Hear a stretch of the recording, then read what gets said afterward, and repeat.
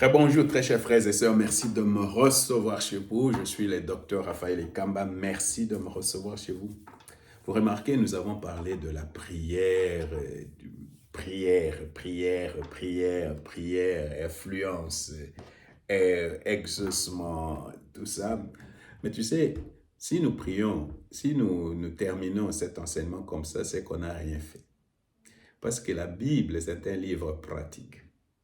La Bible, c'est un livre pratique. Tu ne peux pas lire la Bible et ne pas pratiquer. Nous avons parlé de la prière, nous devons pratiquer la prière pour voir si Dieu vraiment exauce nos prières. Alors, je veux lire Matthieu chapitre 7, versets 7 à 11, et je vais lire Philippiens chapitre 4, verset 6. Je vais sortir, je pense, 4 principes par rapport à la Bible, ou 5, ça dépend.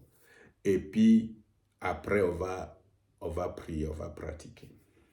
Demandez, l'on vous donnera. Cherchez et vous trouverez. Frappez et l'on vous ouvrira. Car quiconque demande reçoit, celui qui cherche trouve, et l'on trouve et l'on ouvre à celui qui frappe. Lequel de vous donnera une pierre? Écoute, d'abord, si nous prions, quelque chose va se passer. Une porte sera ouverte, quelque chose sera trouvé.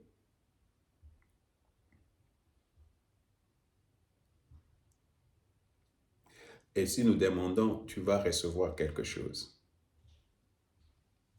Alors, en général, quand nous prions, quelque chose se passe. C'est un principe. Si tu pries, c'est que quelque chose est en train de se passer. Tu n'as pas le contrôle mais quelque chose est en train de se passer. Alors, lequel de vous donnera une pierre à son fils, s'il lui demande du pain, ou s'il demande un poisson, il lui donnera-t-il un serpent? Principe. Si tu demandes quelque chose à Dieu, sois très précis dans ta prière. Dieu, je veux un homme. Dieu, je veux une femme. Dieu, je veux un travail. Dieu, je veux des amis. Dieu, tu ne peux pas venir chez Dieu et commencer à faire du melon, mélanger, parler beaucoup et tout ça, et tu ne dis rien. Tu dois être précis. C'est pourquoi nous autres, nous avons des cahiers et nous écrivons dans ce cahier. Moi, j'écris la date et puis j'écris ma requête. Seigneur, voilà. Pourquoi je le fais? Pour que les jours où Dieu exauce cette prière-là, je sais que c'est de Dieu que la réponse vient. Ce n'est pas un hasard, mais c'est Dieu qui a permis que ça se passe. Tu comprends? Vous comprenez? Alors, c'est ça, c'est très important d'écrire ces prières. D'autre part, Dieu ne vous donnera jamais quelque chose de mauvais.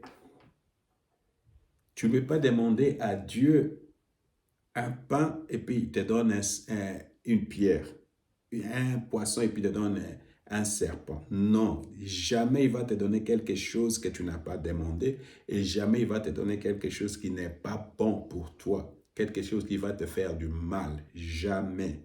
C'est pour cette raison que certaines prières ne sont pas exaucées. Ou peut-être Dieu est en train d'attendre que la chose est bonne, la meilleure chose que tu cherches vienne. Tu comprends? Alors ça, ce sont des principes. Si donc méchant que vous êtes, vous donnez des bonnes choses à vos enfants, à combien plus forte raison votre Père qui est dans les cieux donnera-t-il des bonnes choses à ceux qui les lui demandent? Généralement, par exemple, ici en Allemagne, les gens ont souvent peur que non, si je parle la langue, ça peut venir du diable. Est-ce que vraiment, si Dieu peut te donner quelque chose de mauvais? Jamais. Alors, un autre principe va venir de Philippiens chapitre 4, verset 6. Et il faut lire aussi les psaumes 57, verset 23.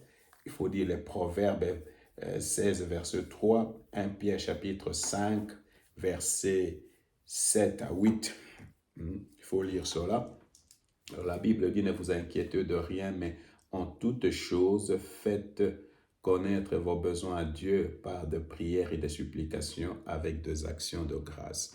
Alors, ce que la Bible dit ici, c'est que au lieu de se faire des soucis, ne te fais pas des soucis. Quand la Bible dit ne vous inquiétez de rien, là, c'est un impératif. Si toi tu t'inquiètes, tu es dans le péché. Il faut reconnaître ça comme péché. Seigneur, pardonne-moi.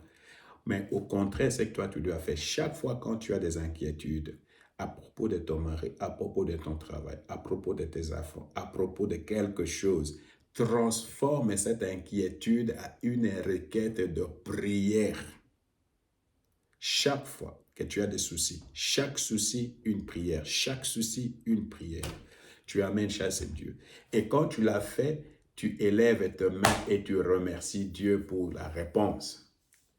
Alors voilà, c'est comme ça que nous voulons pratiquer cela. Alors nous voulons dire d'abord merci à Dieu. Alors on dit merci à Dieu pour ce qu'il fait pour nous. Après, tu vas louer Dieu. On loue Dieu parce qu'il est grand. Et après, tu vas adorer Dieu. On adore Dieu pour ce qu'il est. Et puis après, tu présentes ta requête. Et quand tu as fini de présenter ta requête, tu remercies Dieu. Mais cette requête doit être tellement précise que quand tu as fini de prier, tu sais vraiment, Dieu va exaucer cette prière.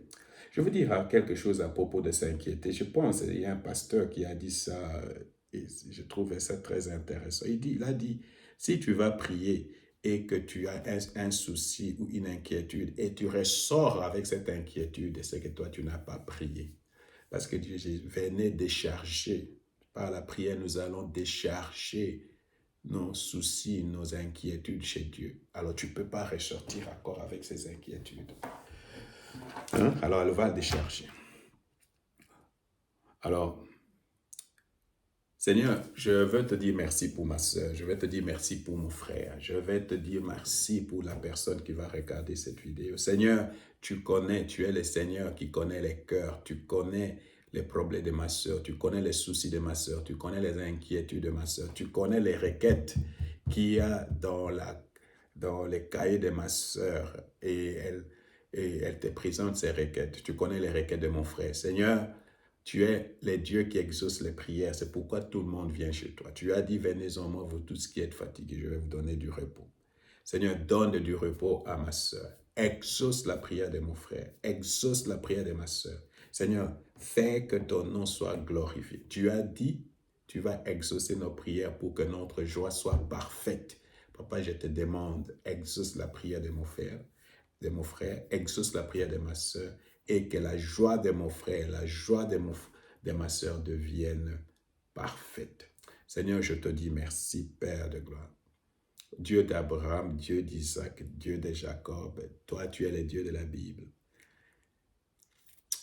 Exauce-moi aujourd'hui et que ma soeur, mon frère sache que toi tu es Dieu, que ta parole, la Bible, est la vérité.